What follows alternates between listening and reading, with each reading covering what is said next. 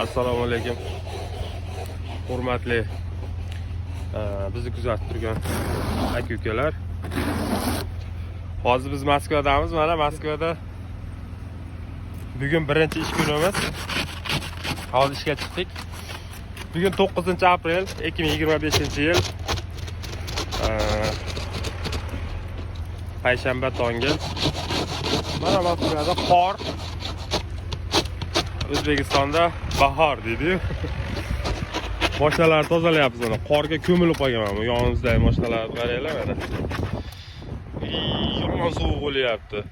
Kim biladi necha gradus bo'lyapti? Kommentariyga yozinglar, necha gradus ekan. Hozir gradusiga ham qiziqmay qoldik to'g'risi. Mana. Tombilarini ham ko'mib ketgan mashinani mana.